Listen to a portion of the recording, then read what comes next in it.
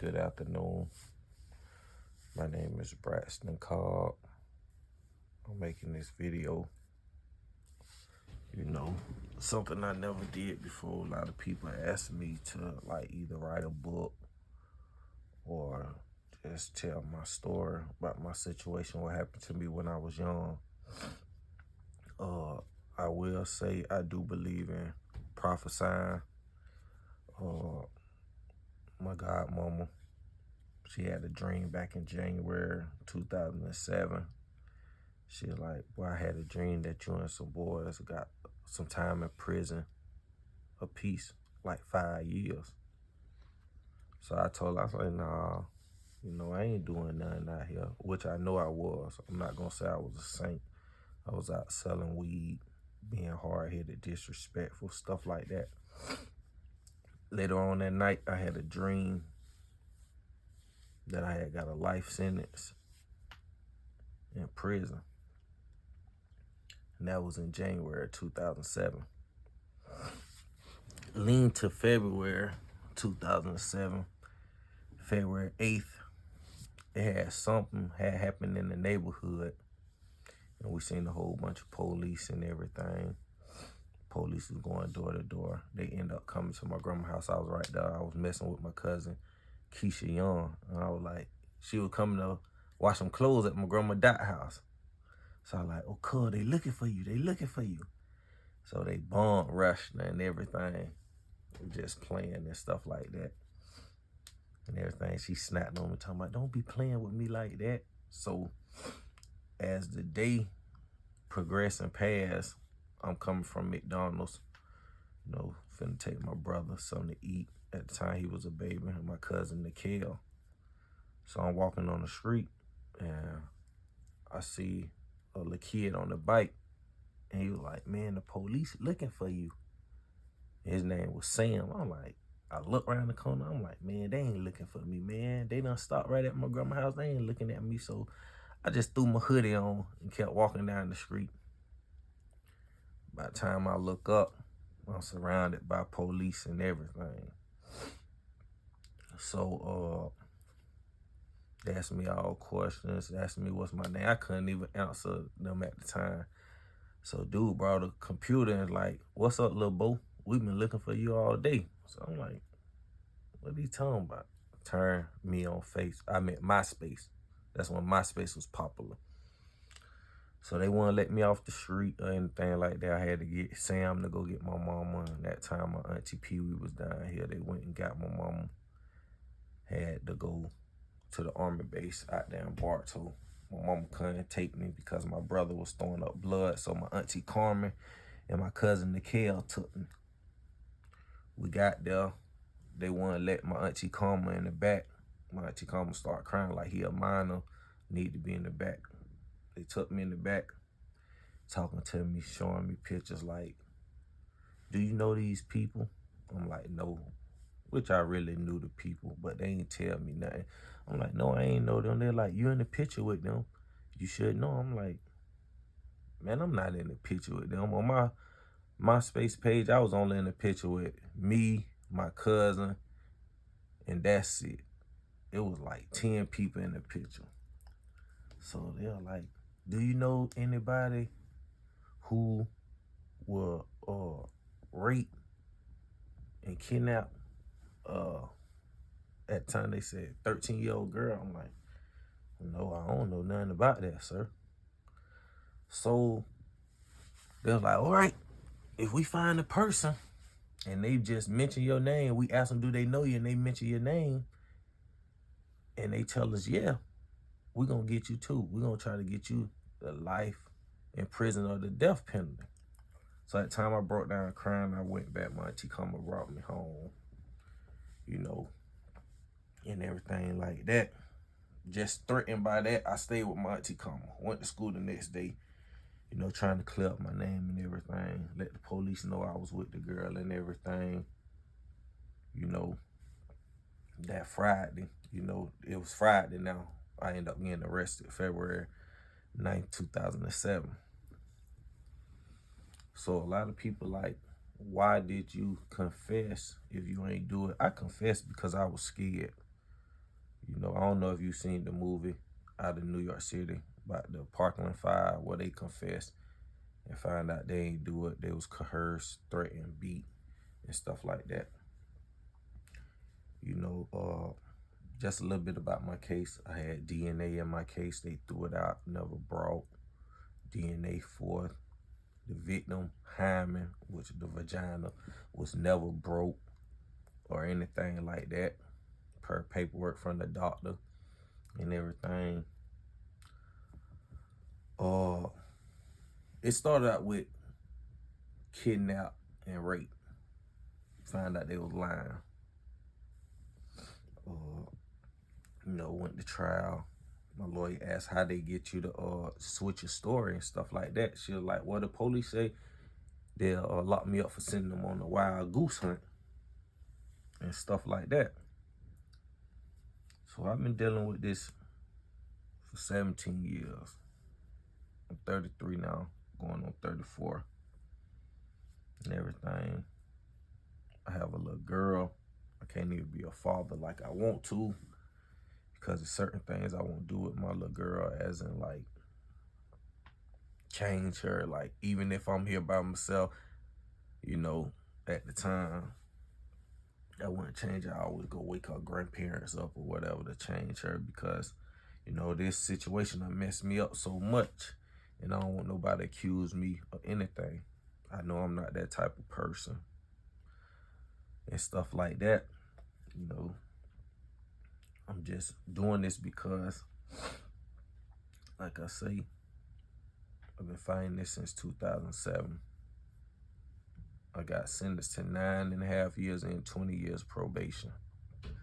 My first bid, I did 8 years, 3 months, got out. Violated 20 years probation in 4 months. They sent me back up the road for 5 years. I did 4. So that's a total of 12. Got out 2019. Did 8 months off the 10 months paper, violated, you know, for being out late. Past curfew, I'm not gonna lie. That was my wedding anniversary. I take responsibility for that. I violated. Went back up the road. Had to start all over. Do the whole 10 months over. I've been out 32 months. Got out 2021. January 14th. Been doing good. Started my own business. Cobb's all about detail with my wife and everything. Yes, I made bad mistakes, made bad decisions, but, you know, I kept pressing, kept doing what's right. I'm in a situation right now where, you know, it's not fair. You know, I understand life is not fair, but it's not fair. You know, I end up having to take a plea deal for 4 years prison, dealing with the same situation. It was either take the plea or go to trial that week. And if I would have lost, looking at 15 years. It was 5 of us got arrested. You know, it was 6 total, but they let the white boy go. My lawyer heard it. My uncle lawyer recorded the white gentleman say that the police officer told him to get from around here. I'm finna stick it to these niggas and stuff like that. The white dude never got arrested or charged. So everybody feel like, and when I say everybody, not just the 5 blacks that's locked up, but everybody that we know feel like it was a race thing, because how you lock 5 black dudes go and you let the white dude go, even though what the white dude say, the white officer say, hey, you need to go and finna stick it to these niggas. So it do look like a race thing, and they ain't trying to believe the white dude, but it makes sense. And I'm doing this because, you know, just to enlighten people, you know. People out there feel like just because you got a sex charge, you the scum of the earth. And I know some people out there probably got people in their family got sex charges and stuff like that, and y'all know their situation. You honestly have some people that actually do this on purpose and feed off little children. I am not one of them. You have some people that get caught up. Young lady lie to them about their age or be at the club or whatever. It ain't even got to be that, and just get caught up and everything. So I'm bringing awareness. Laws in Florida need to change because it's just not right. I remember when I got sentenced, I asked the judge, well, what if she had a fake ID and was at the club? He say, it should have been my responsibility. I should have knew. But how if she got a fake ID? And especially nowadays, you can see now that these kids nowadays is not looking their age and everything. So like I say, man, it's hard dealing with this situation. It's stressful having to stay a certain place or can't do the things you want to do. Hasn't been a dad. My first child. Can't take my child to school. Take her to the park. Can't even take her to Disney World. Favorite character is Minnie Mouse. So it's hard for me. Like I say, I'm just tired. It's stressful. And when you know you innocent, it's stressful. Like dealing with this situation. I've been thinking about suicide, killing myself. I remember at one point I used to walk down the street and pray to God that a car lose control, and hit me, wipe me out, because I'm tired of this situation. A lot of people don't understand what I'm going through. They ain't been in my shoes, especially in prison. They don't know what you go through with these type of charges in prison, as in with the inmates or with the officers judging you, don't even know your situation. And, I'm just bringing awareness, that something needs to be done. Because to tell you the truth, out of all my bids, the 8 years, 3 months, off the 9 years, 3 months, the 5 years, the 4 years off the 5, the 10 months I did, I never seen somebody with a sex charge pick up a gun in case. Gun in case is masturbation on a female officer. I never seen someone in prison with a sex charge pick that up. I always seen people with regular charge, drug charge, murder charge, kidnapping, stuff like that, pick up them charges and end up going to outside court and becoming a sex offender. So it's a lot of people judge people with sex charges, but it's regular people in there like actually picking that up and stuff like that. And I just want to bring awareness and try to get help, not only with my case, but with other people that's innocent and got trapped up and stuff like that. This is a painful situation. Like I just said, it was either I had to take a 4 to 5 year plea deal or go to trial. And if I would have lost, look at 15 ever since I signed that deal, tossing and turning. Can't sleep, in my mind just counting the days down that I got to turn myself in, and it's painful, it's heartfelt, Like I said, I made bad decisions growing up, but at the same time, I had a life. I had dreams. I wanted to go to the United States Army. Had a scholarship to go to college in the Army, also to play football.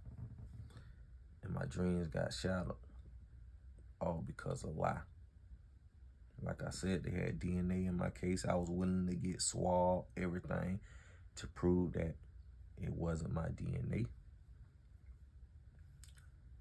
Threw that out. Like Like I say, the girl, her vagina was never broke. She still was a virgin.